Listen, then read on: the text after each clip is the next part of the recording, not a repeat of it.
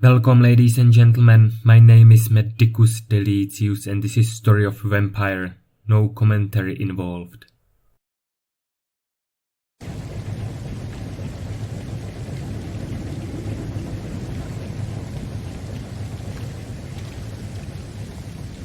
We'll have a word in my office later, Jonathan. It's okay, Jonathan. I'll see you later. I'm sorry, Jonathan. Mr. Hampton needs me right now. We'll have a word in my office later, Jonathan.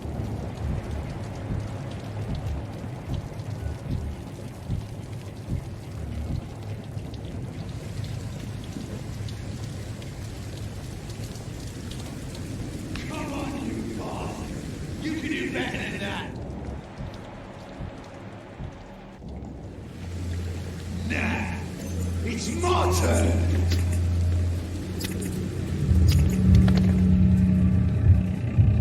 Rotten or pristine, each heart contains the seeds of life.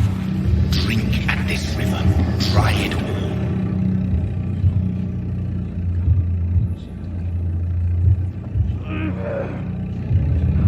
Master, give me good hope. Oh, come on, you bastard! I won't bite. Sir, please. You've lost too much blood. Calm yourself. You think I didn't notice? Stop your staring and get me to an hospital, you arse!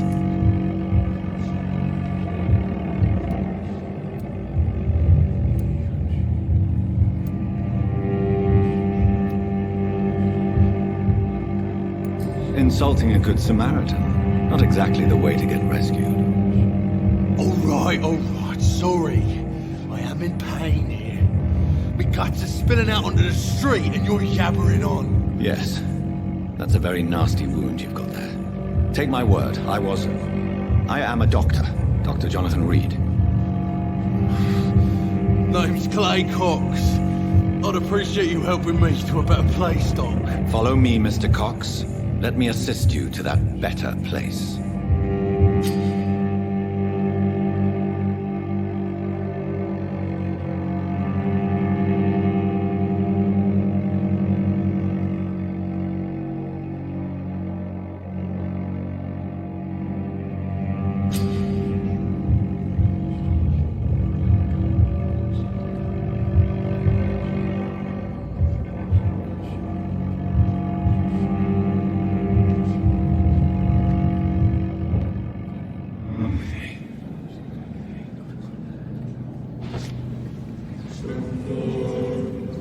Bring this fading light into the shadows. Dance with him the dance of life and death.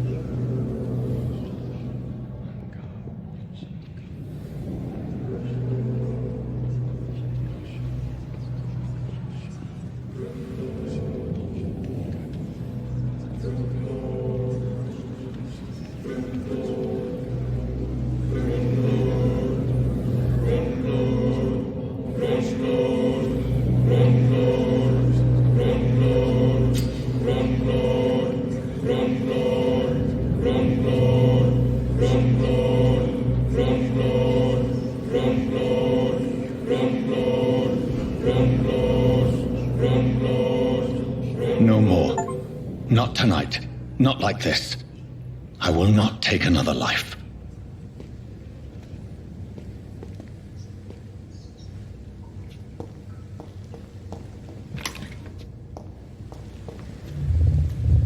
It is wise for the huntsman to sometimes let his prey go, but no famished hunter can run for long.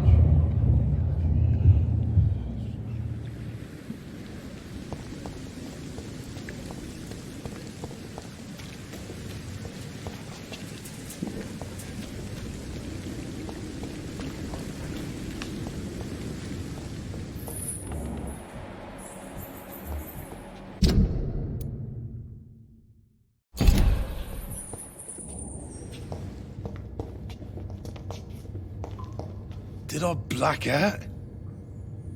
What? What happened? Whoa, I feel giddy. What? What happened?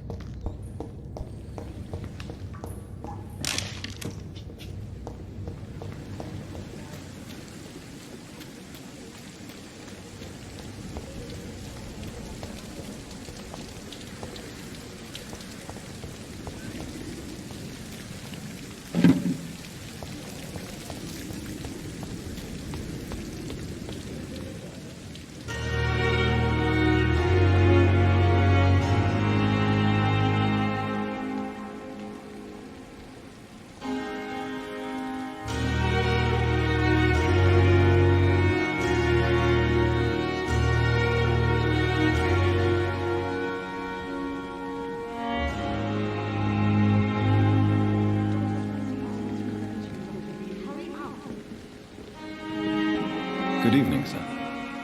So it is true. The famous Dr. Reed has joined us. I can't think of any better news during these terrible times. Do we know each other? Actually, yes. We met once before, at the Rockefeller University in New York. Dr. Tippett, yes, I remember. I was assisting Professor Carell in his research about coronary bypasses. He had nothing but praise for you.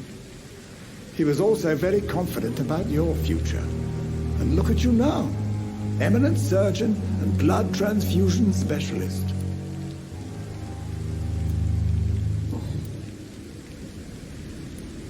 What is the Pembroke Hospital situation? And please, speak freely. This hospital is not exactly the best of London. I'm sure you are used to working in a better environment.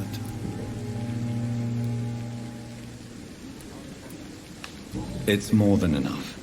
In any case, the personnel of a hospital are much more important to me than the building. Don't be misled by appearances, Dr. Reed. This hospital does not lack talented people. It just lacks hope. What can you tell me about the staff in the hospital? Some are really good, and others are not so good. But during this troubled period, there is no time for slander. I prefer to focus on the positive character traits.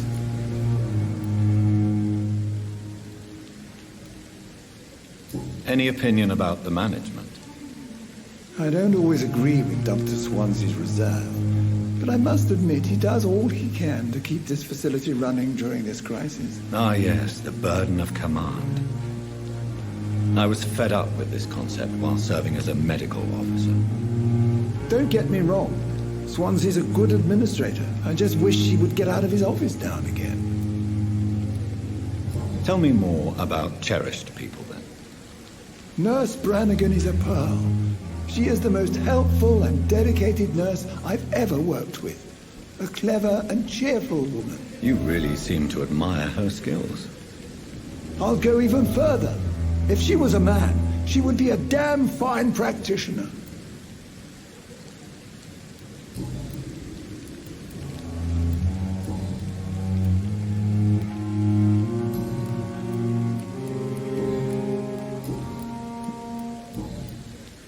Goodbye, Dr. Tippett. Good evening, Dr. Tippett. Doctor, What is this It's hospital... goodbye.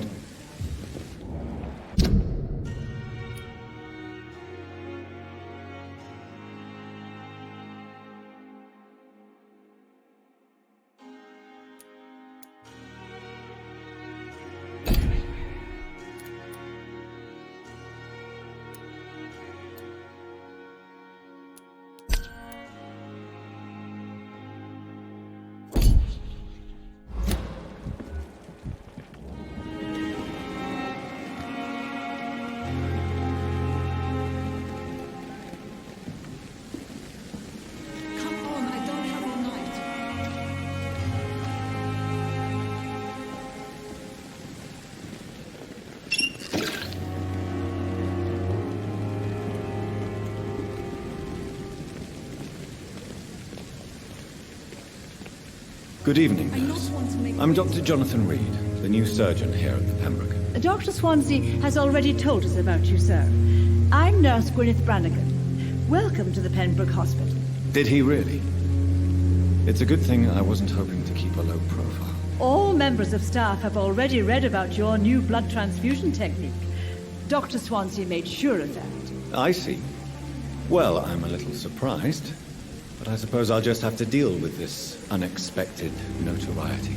You must know, blood transfusions are Dr. Swansea's primary subject of research. He is convinced it is the future.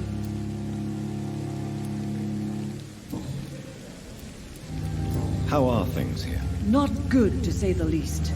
We're struggling against an invisible enemy, more lethal than any bullet from a gun. It's hard, Doctor.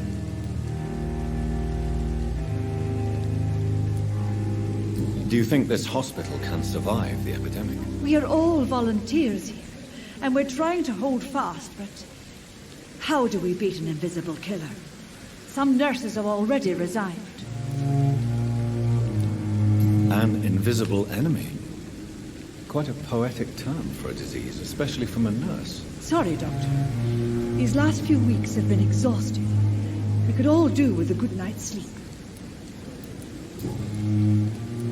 I'm not familiar with all the staff yet. Perhaps you could help me. Brilliant professionals, most of them. Dr. Swansea has a gift for recruiting talent. Most of them. Is there a problem I should know about, nurse? It would be inappropriate for me to speak ill of a colleague.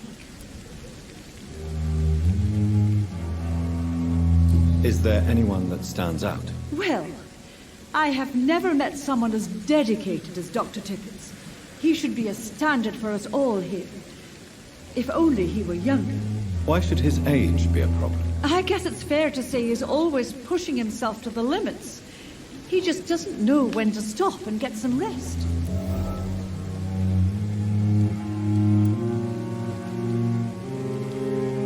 Nurse Brannigan, if you do know something, please tell me. Anything you say will be held in confidence. No. I may disagree with some conduct, but in the end, everybody is doing their best.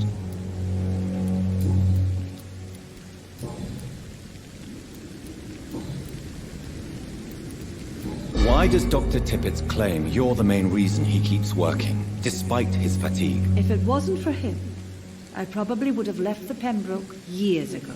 Dr. Tippett does not think of you as just a nurse anymore, does he? If you're suggesting he's not taking my gender into consideration when it comes to medical practice and knowledge, I really hope he doesn't.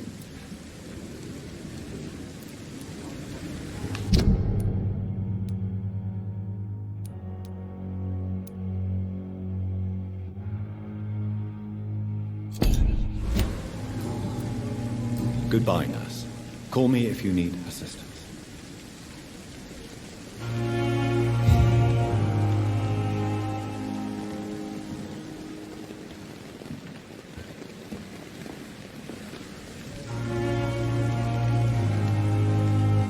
Dr. Swansea asked me to connect you, Dr. Reed. Hurry up.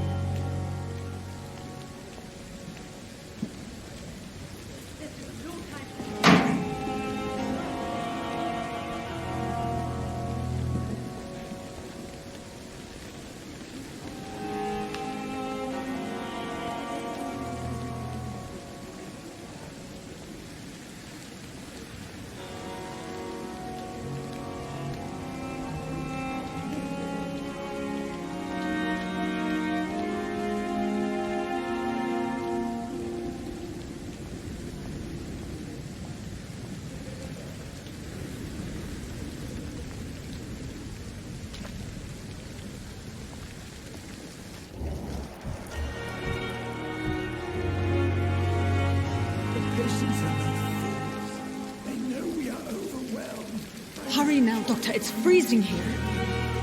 Doctor, where have you been? I've little time to play hide and seek with new staff members, no matter how illustrious they may be. I found a wounded man by the docks. He answers to the name of Clay Cox. He requires urgent medical attention. Already making the rounds?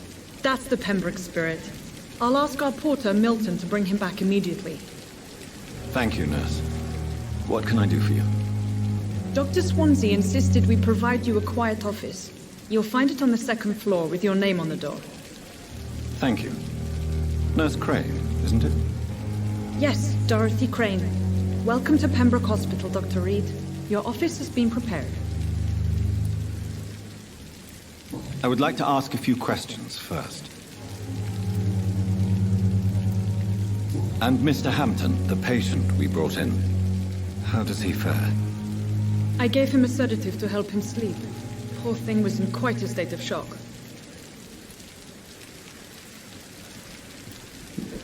What kind of man is Dr. Swansea? Well, you accepted the job from him. I thought you would have known about your employer.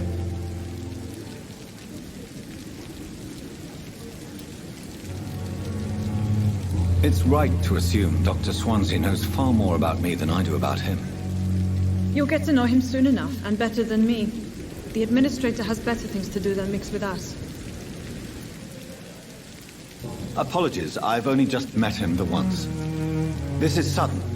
I've only just returned to England. Dr. Swansea is a brilliant surgeon and the most compassionate physician.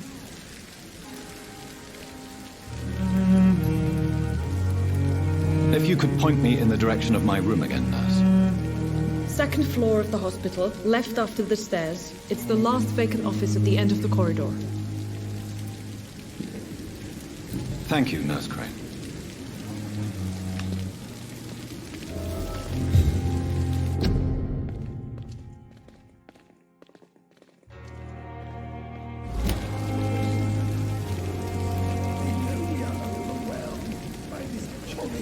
Epidemic.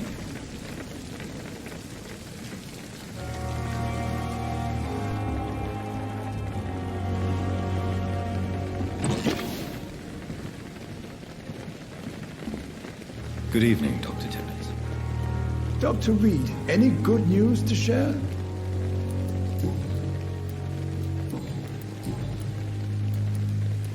You're exhausting yourself, Corcoran. Maybe you should think about preserving your strength. No. We must keep on healing all those poor souls. We are the last rampart before chaos. Once more, unto the breach.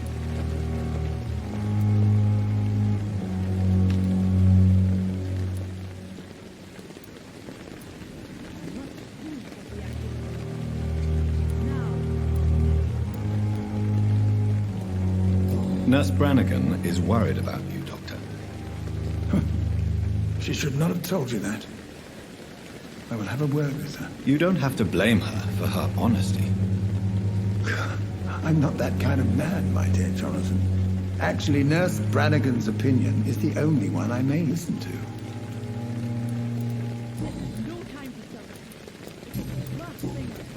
Goodbye, Dr. Tibbets.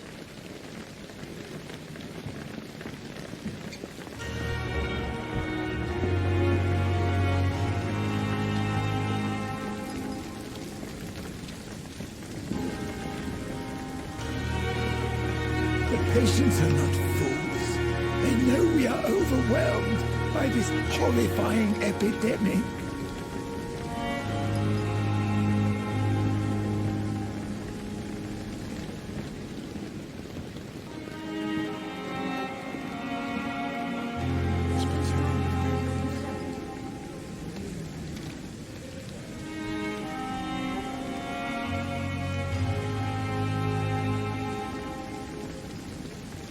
Perhaps I should have considered the offer from that Cadogan fellow.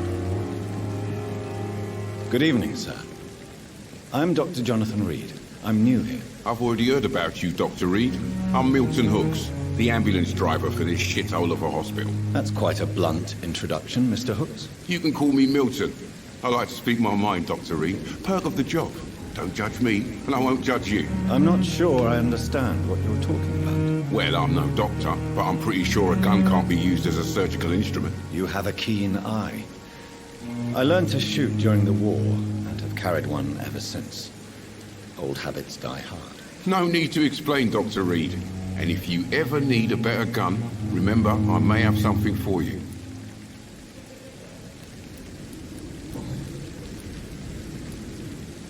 How is the situation around here? You want to hear the situation is all right? It's fucking awful. We lack everything, and it's getting worse every day.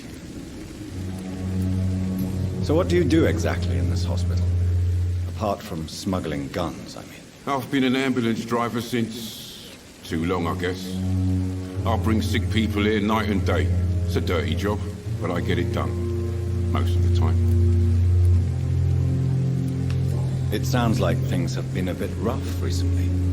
What's happened? Yesterday I got attacked by the patient I was bringing in.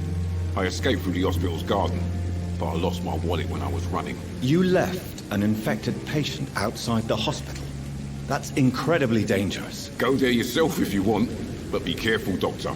I'd rather not bring your dead body back.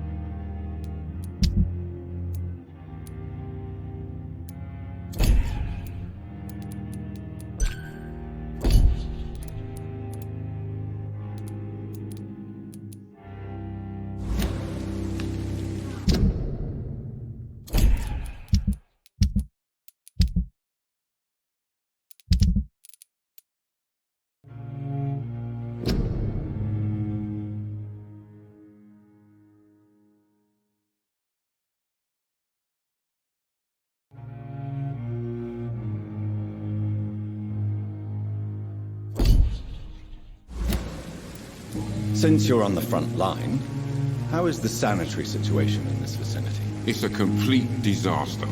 It's even getting dangerous to enter some streets or buildings. Even the locals attack you. Are you really smuggling weapons through the hospital? And why not? I've already been attacked by patients, you know. And by gang members willing to steal my money. But you're not defending yourself. You're selling guns to civilians. You keep people alive your own way, Doctor. I offer them another way to protect their health.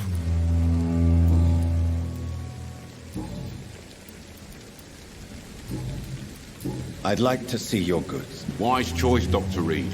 A reliable gun is what everybody needs these days.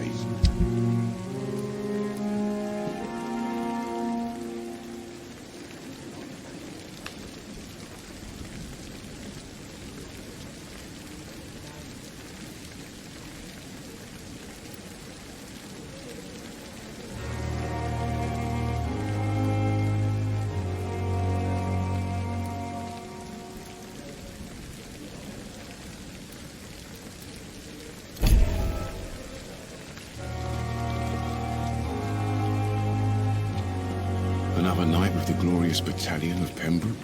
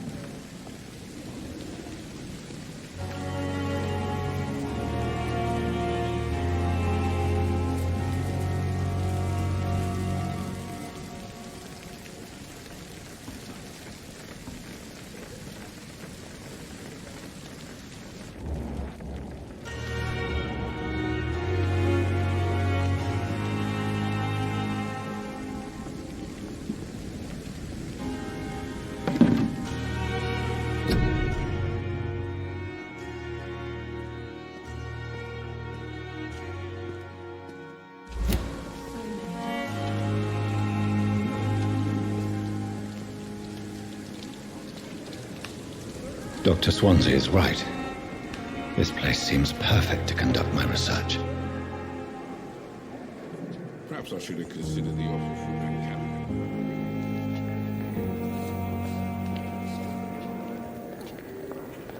Good evening, miss.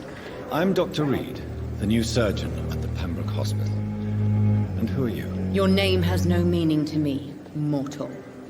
You're nothing but dust blown by the winds of eternity. I beg your pardon? What are you begging for, mortal? My clemency? Well, tonight maybe I'm inclined to mercy. You'll never forget the night you met Thelma Howcroft. You keep calling me mortal. Why is that?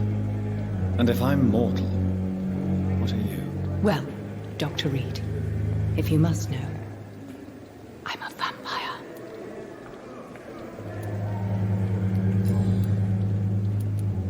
I'm assuming you must be a patient here. Am I right, Miss Howcroft? It's only a cover. To hide from my enemies. I can leave whenever I want. As a woman, a spirit, fog, or bat. Who are these enemies you mentioned? Can you describe them? I cannot say for sure. But I sense their eyes on me from nearby. I feel them watching me every time I visit the garden near the morgue. The staff here are not your enemy. They're here to help you, to care for you. I'm not speaking of the doctors in white. I'm speaking of the men and women who hunt me. For I am a vampire. I see. Don't worry. These people will not find you here. I'll personally make sure they leave you alone. Thank you, mortal. But do not interfere with them, for you are no match for those that hunt me.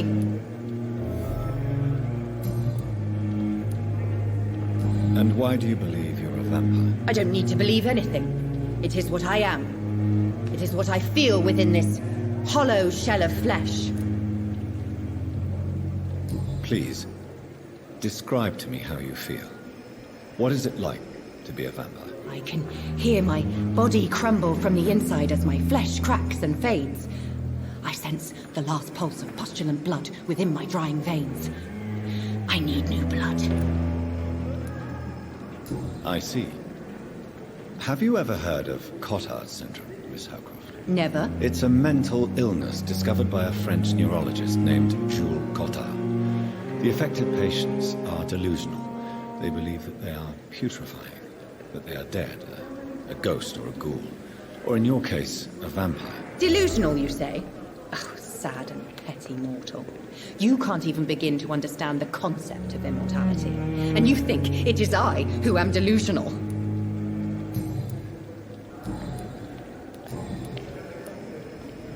Who are you really, Miss Howcroft?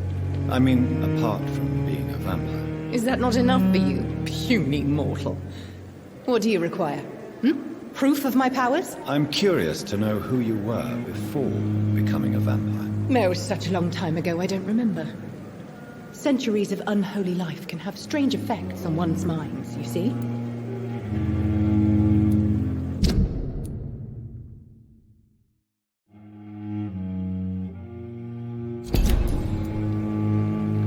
I'll leave you, Mistress of the Dark, to your nocturnal activities.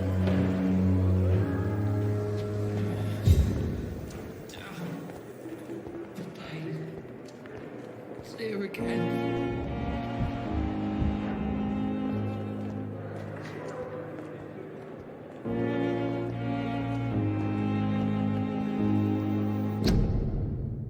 I wonder what your last thoughts would be, sir. Fear and disgust on every street corner.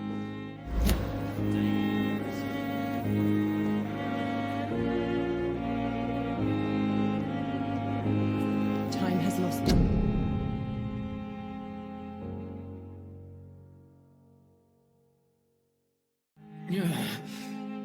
Damn. The pain's Its effect on me. But the here suffering again. continues.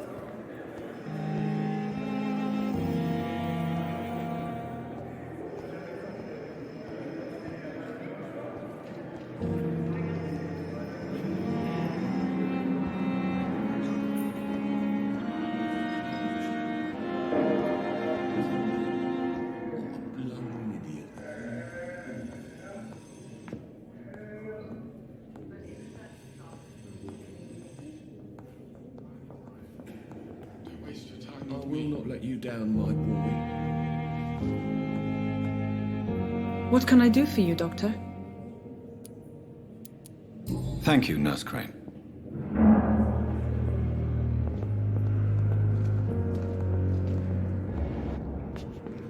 Oh, sweet girl. Good evening, sir. I'm Dr. Reed. I believe we're going to be colleagues. Reed? Yes, I've been informed about your arrival. I'm Waverly Ackroyd. Welcome aboard, I suppose. Does my arrival inconvenience you in some way, Dr. Ackroyd? Let us just say that I don't particularly share Dr. Swansea's enthusiasm for hiring you. What we need here are reliable professionals, not overrated dabblers.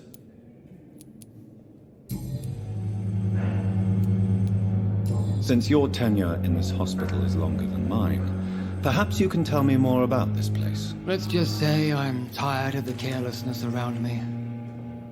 I have always respected the skills of Dr. Swansea, but over time his enthusiasm has become displaced. Carelessness? Exactly what are you talking about? We're here to save lives. The people who trust us are not volunteering for experimentation. They're here to be healed. I don't intend to run any radical experiments, Doctor.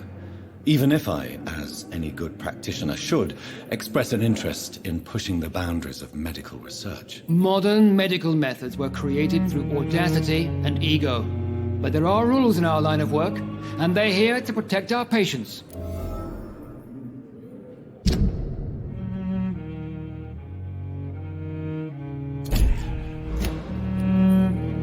If you have a problem with me, Dr. Ackroyd, please feel free to tell me. Dr. Swansea has imposed your presence on this hospital without asking anyone's advice.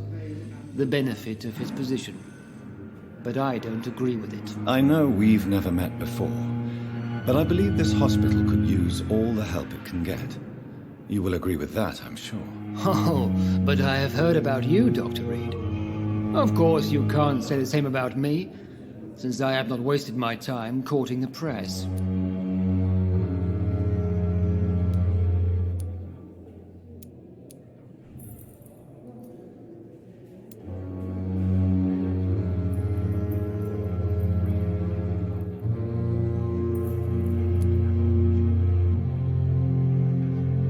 There is no need for such animosity between us. Don't you think the epidemic is already enough to deal with? That is one point we could agree on. And that is precisely why I want to be sure that you will be of help to this hospital instead of a burden.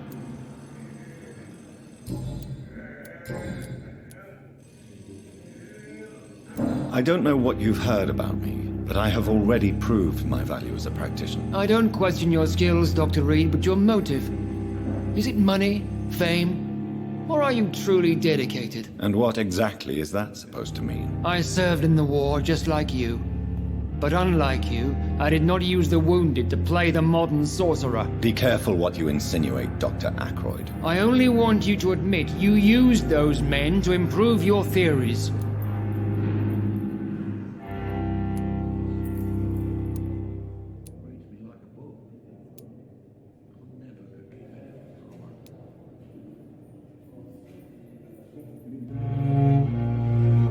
Knowledge has always been and will remain our main weapon, and it has always come at a price. And personal initiative. It is not a question of initiative, it is a question of integrity. These men and women have put their faith in us, Dr. Reed. It seems you have bad memories of your military service. I refuse to see this industrial slaughter as scientific progress. War only reveals the worst in men. We can at least agree on something, Dr. Ackroyd. Thank you for your time. We'll talk later. I know that Pembroke will prevail and survive. Good evening, sir. Doctor.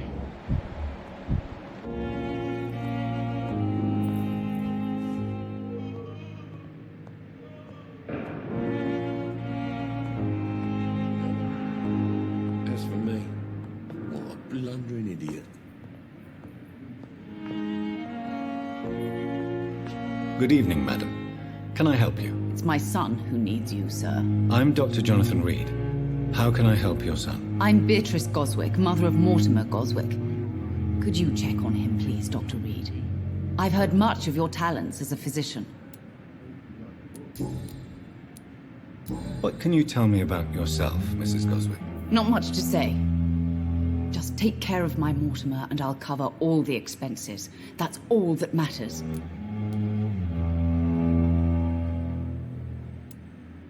May I ask if you have an occupation, Mrs. Goswick? I'm a teacher by profession. I teach young women who are more ambitious about their futures than their families. Are you really that rich? Most of the patients here are of a more humble origin, if I may say so. Yes, thanks to my husband. May he rest in peace. I can cover any needed medical expenses. What do you think of your reception here? Any complaints? I have had the uttermost reservations about this hospital since we arrived.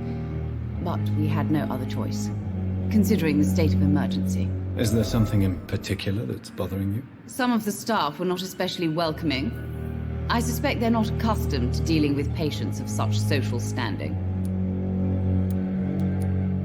Tell me more about your arrival at the Pembroke Hospital. What gave you such a bad first impression? The ambulance driver was quite rude, for a start. And that nurse, Miss Hawkins, seems to have quite a dubious attitude. What do you mean? She managed to secure a bed for my son despite the epidemic. It was a relief, but it wasn't cheap.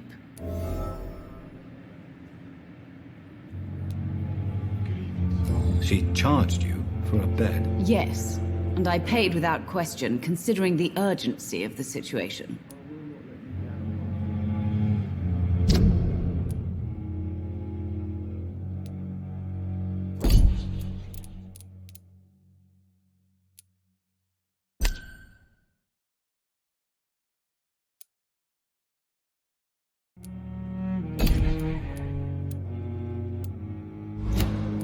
I share your concern, Mrs. Goswick. Be sure that I'll talk to the people involved. I don't expect compensation, Dr. Reed. But I'm aware such behavior would not be tolerated in other hospitals.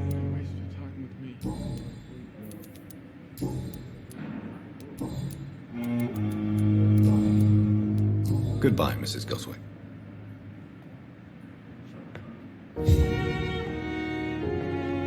Good evening. I'm Dr. Reed.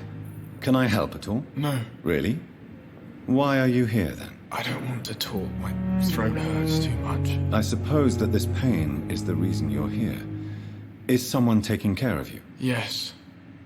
And no. Could you at least tell me your name, sir? Mortimer. Mortimer Goswick. How painful is your throat, Mr. Goswick? So painful I'd rather not talk at all, Doctor. I'm sure you realize a doctor and his patient have to communicate, sir. Would it help if I gave you some paper and a pen? Not really. I see. Then maybe it's not just your throat that hurts, Mr. Goswick. Perhaps your sore throat is just the consequence of something more hurtful. Yes, maybe. But I don't want to talk or even write about it now. Why did your mother have you hospitalized here? She seems convinced this is a bad hospital. My mother just wants the best for me. She won't rest while I'm here. She'd go all the way to hell and back to help me. Pembroke Hospital may look unorthodox, but rest assured you're in good hands here. It's not me you have to convince, Dr. Reed. It's my mother. Is your mother bothering you? As your doctor, I can ask her to leave you alone if you would prefer. That's tempting, Doctor. But you have no idea what my mother is capable of. She would tie herself to my bed if you asked her to leave.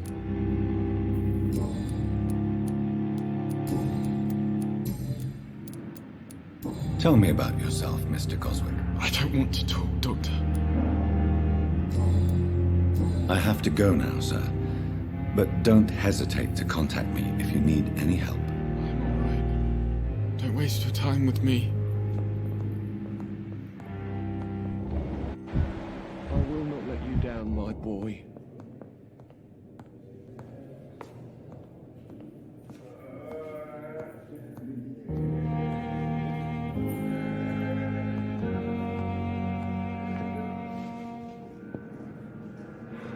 Good evening, sir. I'm Dr. Reed. May I help you? I don't know if a third opinion is needed. Your colleagues are already arguing about my condition. I see. Would you mind telling me more about your situation? I'm Harvey Fiddick. All I want is to get me bloody arm fixed properly. Tell me about yourself, Mr. Fiddick. I'm just a regular guy waiting to get his arm fixed, so I can return to work and to my family. I was more curious about what you were doing before being hospitalized. I'm a carpenter, and a good one too. But that means I need both arms to feed my family, Dr. Reed.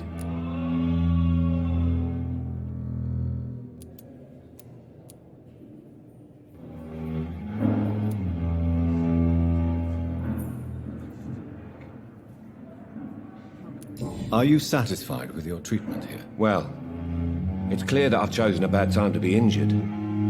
Forgive my bluntness, but you seem overwhelmed by cases of the flu. I won't lie to you about it. I'm afraid we are. Are you sure you don't want to operate yourself, Dr. Reed? I have the feeling you're very capable, and your colleagues seem to think so too. In other circumstances, you would be right. But for now, I don't think I can take on the responsibility. My apologies. Tell me about the doctors who are arguing about your case. Strickland and Aykroyd. They both want the best for me, but there's a lot of pride there. Doctors are no different from carpenters, it seems. What do you mean? I often had professional arguments with rivals on a building site. Difference is I disagreed about wooden nails, not flesh and bones.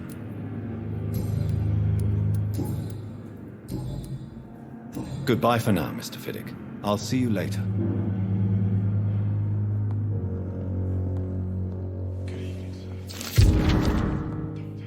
Master.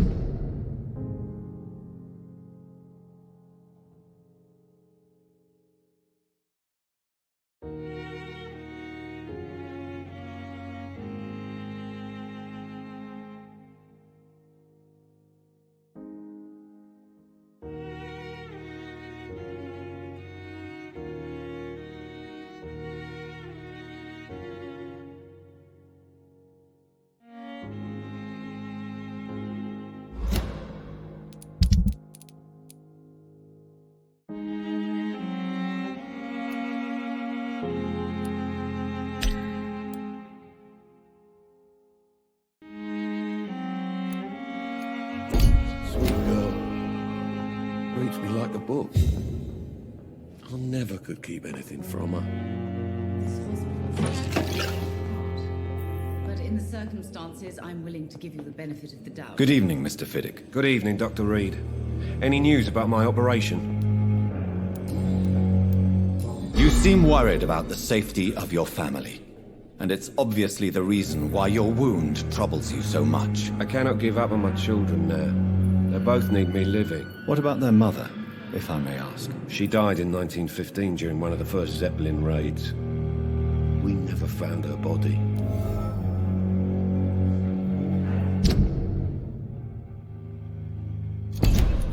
Tell me more about the death of your wife, Harvey. 1915. I was in the army, building workshops for the Royal Flying Corps. Helen was happy I wasn't sent to the front. What happened? The Germans sent Zeppelins to bomb the construction site, but they missed their target. My wife was bringing my dinner when the bombs fell. How are your children after losing their mother? They were smaller then. The only good thing about this is my Helen didn't bring them with her that night. I'm sorry for your loss. So many died during the bombings. I served in France and witnessed the carnage there. I would like to say that she didn't suffer. Truth is, I have no idea. I just know that I'm all that me kids have. Poor little bleeders.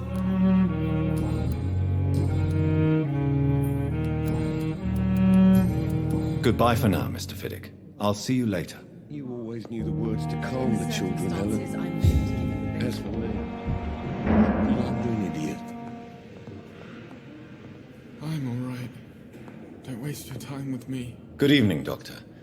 I believe we're going to be working together. Dr. Reed, Dr. Swansea informed us of your arrival, but I could not dare to believe we'd have such good fortune. Such an honor, sir. Thank you. And you are? I am Thoreau Strickland, Dr. Thoreau Strickland. I'm a great admirer of your work, Dr. Reed.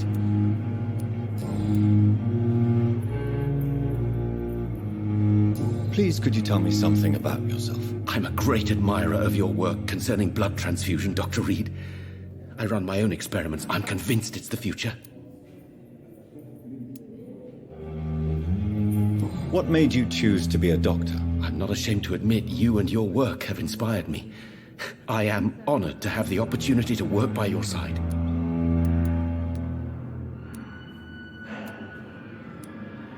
It's always a pleasure to share scientific and medical knowledge with someone eager to learn. I'll be glad to help you if I can. This epidemic may be the century's most terrible disaster, but I'm convinced that we, as doctors, are the only ones able to defeat it.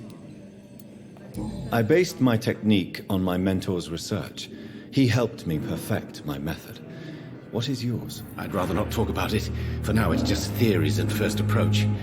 My process is purely experimental and unsuccessful. As long as you're cautious and methodical, you may remain empty-handed, but you won't fail. You're not the first one to warn me, but I am convinced knowledge is the main weapon against the ravages of this epidemic.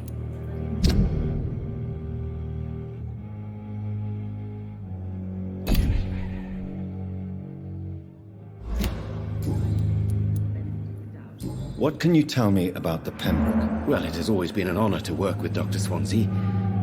But with your arrival, I can't think of a better opportunity to learn about blood transfusion.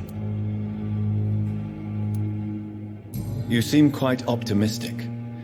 It's a rare and precious attitude in these difficult times. I'm convinced that this epidemic is a test of endurance and dedication for us men of science. Questions remain about our capacity to resolve the situation. True. Last summer, during the first wave of the epidemic, I used to joke with Milton about the extra work. We're not smiling now. Do you need help with anything in particular? Well, yes, maybe. I'm waiting for a batch of products I ordered for my personal research, yet my supplier seems to have vanished. Do you want me to play the errand boy for you? Oh no, Dr. Reed. But if you went personally to his shop, what with your reputation and all, he wouldn't dare to refuse the products I need. I see. Well, give me the address, for I may pass by if I have time. What do you think of Dr. Ackroyd's aversion to modern medical methods? It's a shame he's so narrow-minded. Dr. Swansea taught me that science is about exploring uncharted territory. I'm convinced that's true. With the influenza and all that's going on, you should put your differences aside, don't you think? Why is it so difficult to work together? I believe that if Dr. Ackroyd had been the one to discover the transfusion process, he would be the first to recommend its use. So you believe it's just a question of jealousy and pride? Dr. Ackroyd is as proud as he is blinded by his obsolete concept of medical science.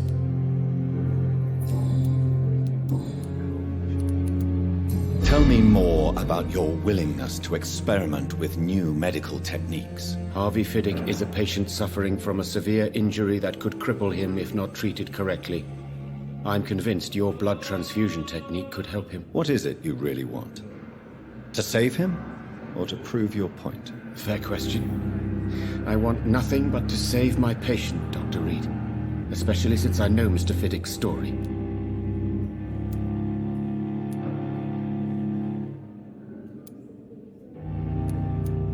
This personal involvement could also appear to be a lack of impartiality.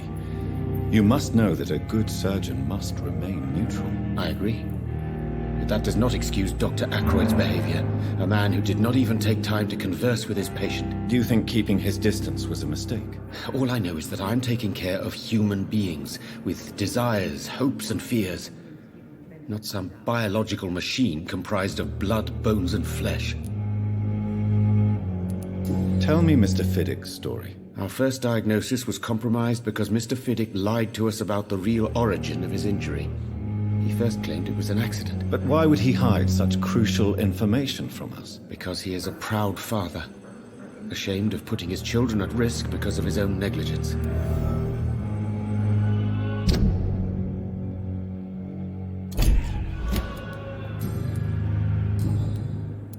Goodbye, Dr. Strickland. You always knew the words to calm the children, Ellen. As for me, what a blundering idiot. Good evening, Mr. Fiddick. Good evening, Dr. Reed. Any news about my operation?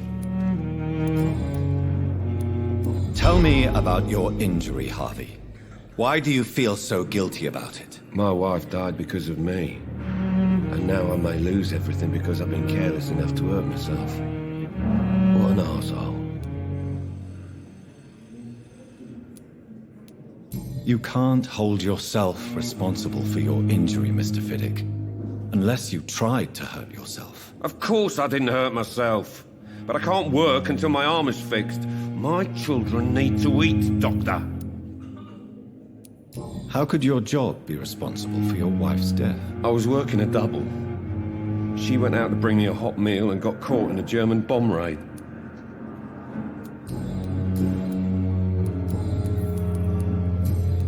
Goodbye for now, Mr. You always knew the words to calm the children, Ellen.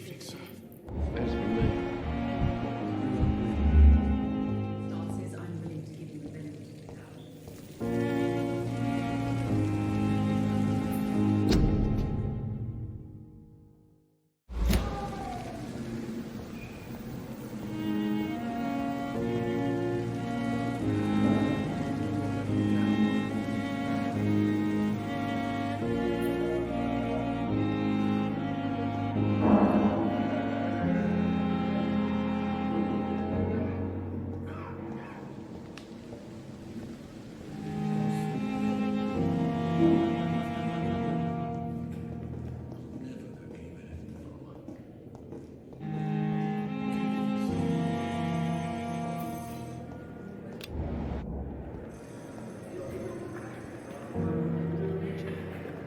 I'm quite busy right now, Dr. Reed.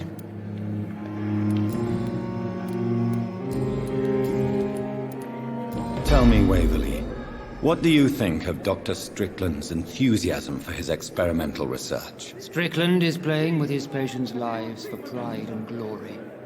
Now that, sir, is unethical. Are you thinking about something in particular? Harvey Fiddick needs delicate surgery. I believe we should stick to the usual procedure, but my young colleague obviously disagrees. Why do you wish to lead this surgery? I strongly believe that Mr. Fiddick should not be butchered to test an unproven procedure.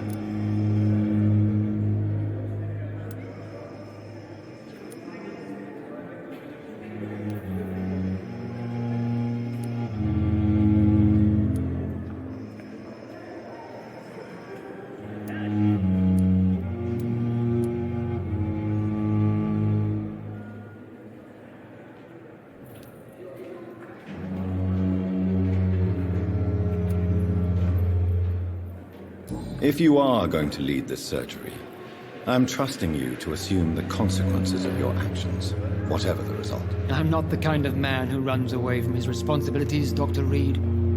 There is no need for you to be looking over my shoulder. And are you not afraid that your rivalry with Strickland may be blinding you? Rivalry? I guess you could call it that. But I will never be childish enough to let my personal feelings affect my judgment. Thank you for your time. We'll talk later. I wonder why the Goswicks came here in the first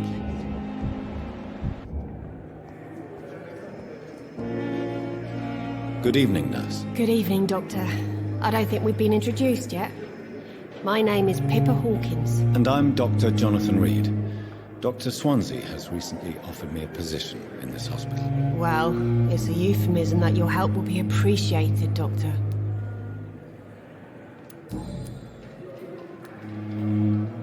How would you describe the situation at the Pembroke Hospital? It's serious. The flu is wreaking havoc amongst the staff and patients. We are running out of everything. Nurse Hawkins, the Spanish flu won't last forever. Even the Black Plague didn't kill everyone. I wish I could believe you. But what if this epidemic was worse? What if in the end, nobody was spared? You must get a hold of yourself, Nurse. Sorry, I'm exhausted. No one has any idea when this epidemic will be over. How long have you been a nurse? Well, long enough to see that the epidemic is winning. And no matter how qualified you are, don't tell me you'll change that.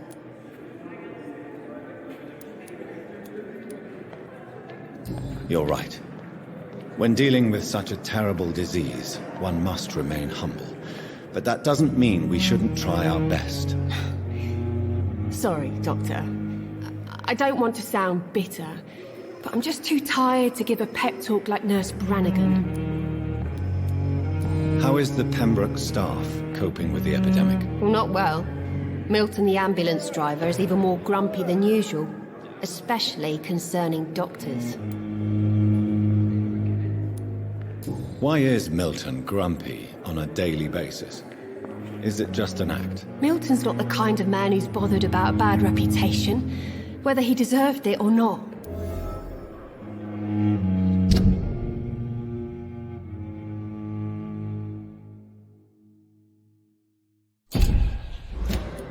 Why does Milton dislike doctors? I don't know. Just ask him. But be warned, Milton is not the chatty type.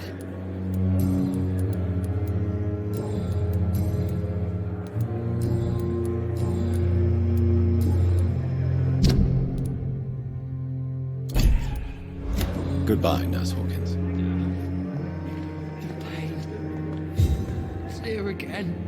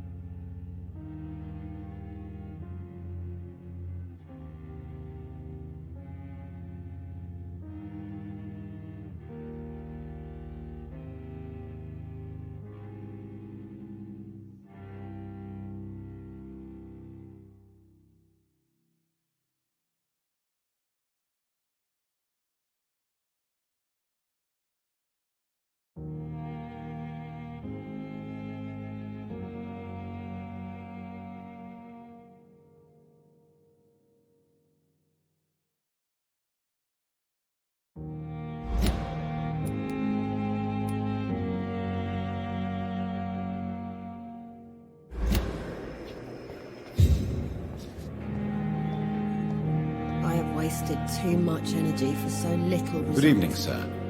Can I help you? Unless you're here to fix my face. No. I don't think you can help me. I'm Dr. Reed. I've recently taken the position of head surgeon here. War injuries, am I right? You guessed right, Doctor. German shell took my pretty little mug right off. But they still call me Thomas Elwood. How is your stay with us, Mr. Elwood? Oh, it's bliss. I just escaped death in the trenches to be surrounded again by the moans of the dying. Can I ask you precisely why you're a patient here? It's the pain, sir. The drugs don't work. It just hurts under the scars, if you get my drift. Who is treating you? Is someone in particular looking after your case? Nobody since the old and tired doctor spoke to me. Started to think I was forgotten about. Wouldn't blame you. You don't seem worried by that. My face hurts so much more when I smile or cry. I've learned it's easier not to speak. But be assured I'm smiling inside. Can I do anything for your pain? Nurses gave me a bunch of pills. No effect. I told you. It's like the flames are under my skin, burning away.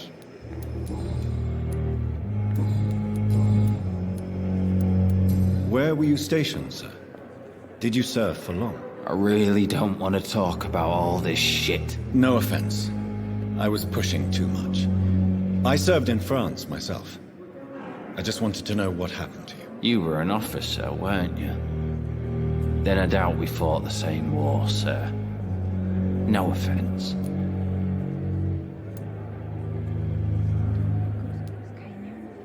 How close are you to Miss Horcroft? Are you aware that she thinks she is a vampire? To wait for her next nibble is the best reason to stay here. Every time she approaches my bed, she treats me like something tasty.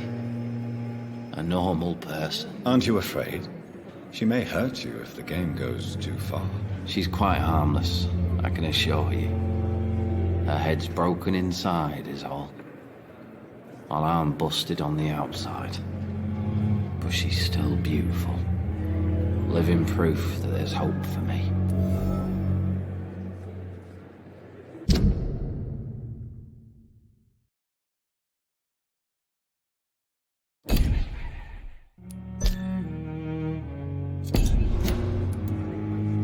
So do you let her bite you? You know that's not sanitary. And why not? She's only supping a few drops of me blood. And the pain, it's real for once. She could decide to bite less willing patients. Then it's another good reason for me to stay here, Doctor. You do realize she's mentally disturbed. It's called the Cotard syndrome. She truly believes she's a vampire. In her madness, she never refers to my scars.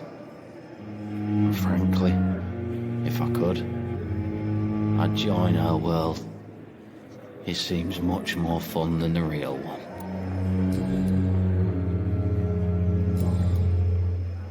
Goodbye for now, Mr. Elwood. Fear and disgust on every street corner. The daily routine. Came here in the first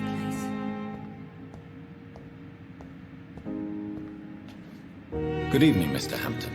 How do you feel? Dr. Reed, is it? Oh, sir, I must apologize for my behavior. What do you mean? I was not myself in the factory. Fear and exhaustion made me say awful things to you, I'm afraid. You remained perfectly nice and polite. A little delirious, perhaps. But who wouldn't be after enduring an abduction? Thank you, Doctor. That's a relief. Now all I need to do is rest and return to my flock.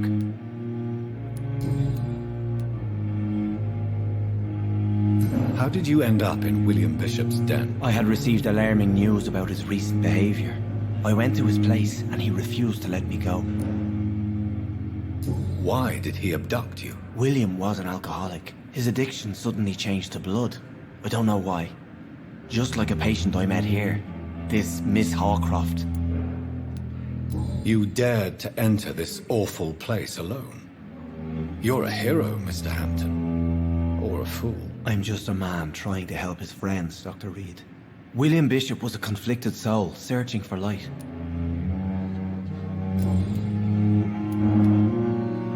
Do you know Tom Watts, the bartender from the Turtle? I met him before I found you in the canning factory. Tom? Yes, of course. Always the helping hand, good old Tom. Without men like him, corruption and despair would have wiped out the East End long ago. People are still in despair. How could it be otherwise? The authorities have left us all to rot in this contagious nightmare. No drugs, no advice, nothing. It's a damn shame. Who should I avoid in this part of town, then? Any particularly evil figures? Not really. Most men and women are just doing their best. And it's not my habit to speak ill of people I know, Doctor. What is the general situation in the East End docks? The situation has always been tough, with a lot of tensions between the gangs and the Dockers' trade union. The Wet Boot boys are very nervous since they lost their leader. Who leads the gang now? Since Clay Cox went missing, it's his wife Edwina who runs the show, with the assistance of her minion, Booth Digby. Has the gang been threatening you? Ah, no. I've had this nickname for so long. You know, the sad saint of the East End. No one dares to bug a saint. Not even criminals. What do you do for a living, Mr. Hampton? I can't help but notice the cross around your neck. I manage a night asylum for the poor and homeless of the docks, and I try to guide the lost and hesitant on the right path to our Lord.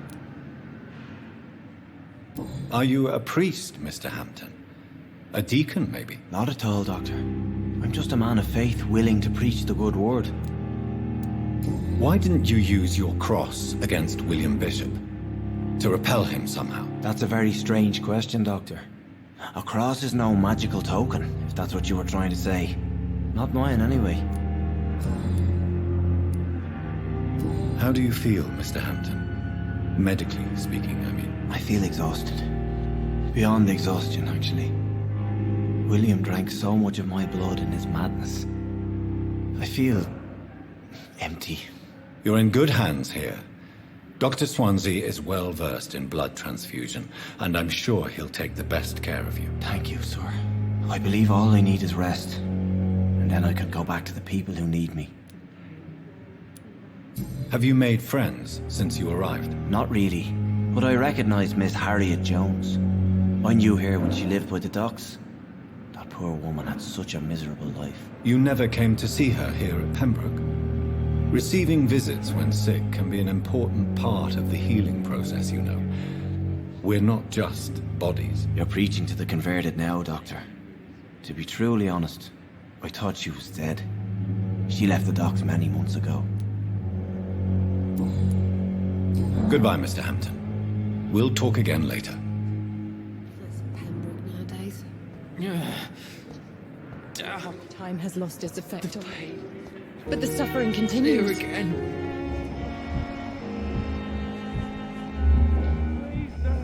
I wonder why the Goswicks came here in the first place. I wish I could be sick again.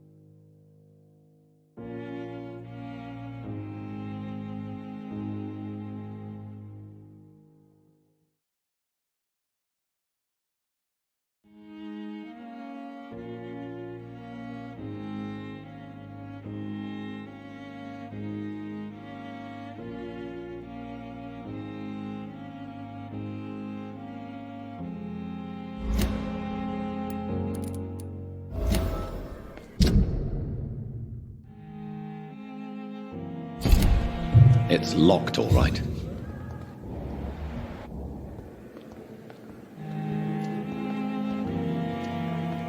Disgust on every street corner. A daily routine.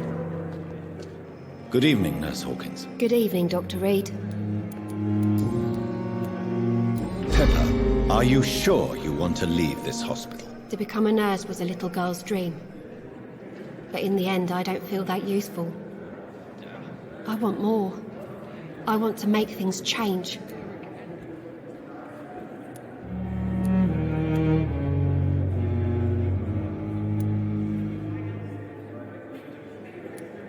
You should be proud of what you've achieved. This hospital represents hope for many people in need of help. Maybe you're right. But at the moment, I feel like we're just a cemetery waiting room.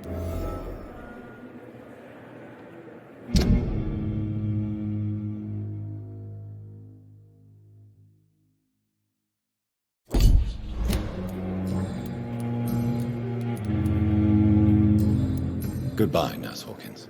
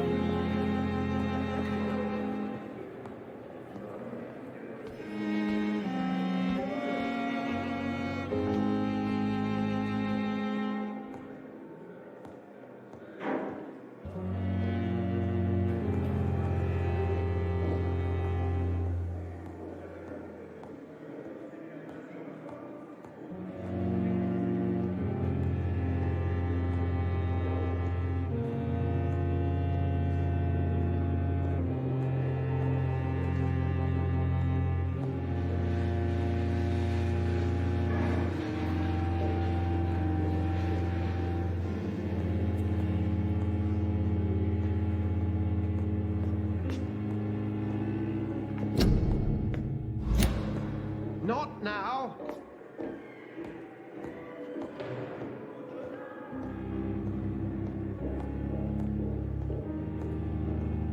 It's locked.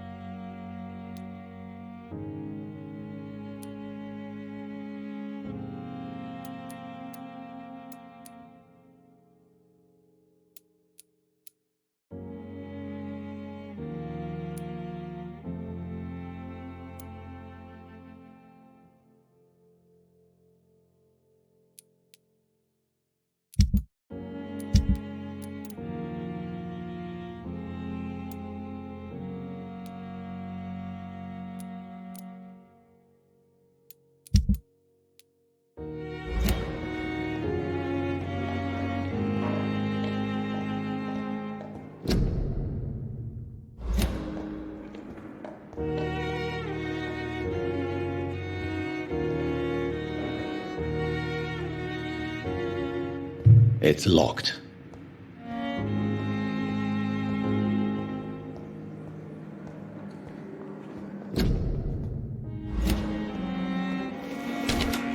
This must be the place. It's definitely away from prying eyes. Relegated to the shadows. A kingdom of my own. At least I won't be sleeping in a coffin.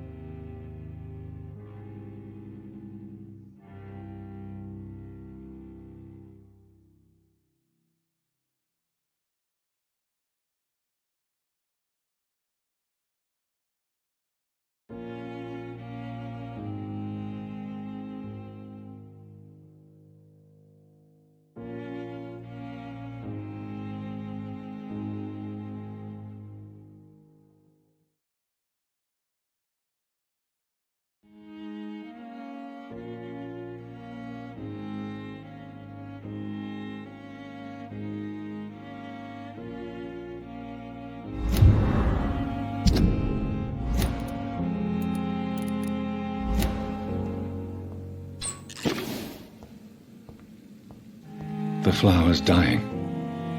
It needs water.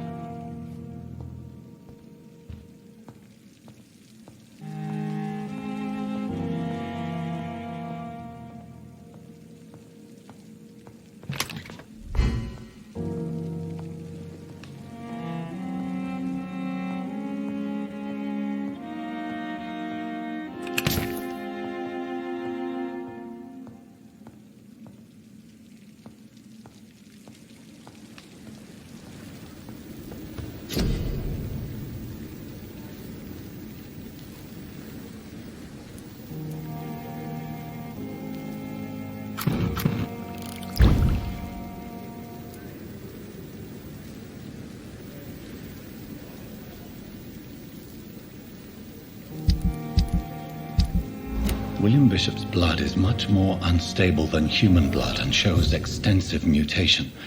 But this is not what happened to me. I must keep on searching.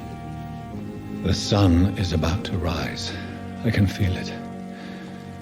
I'll continue tomorrow night.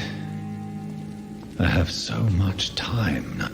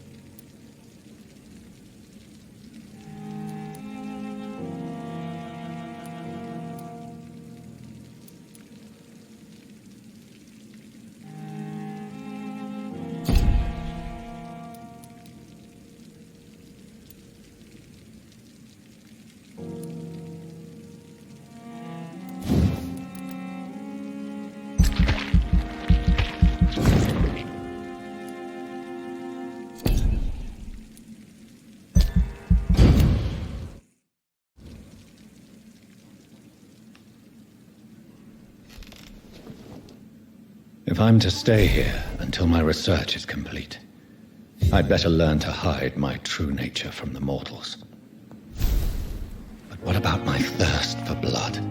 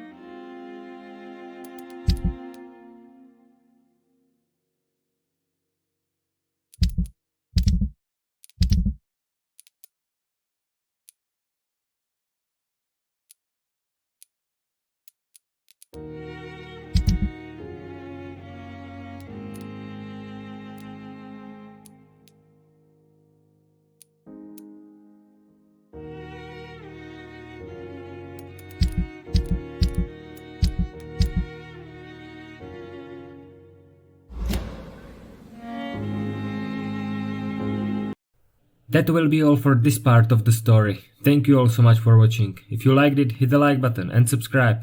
Medicus Delicious. Out.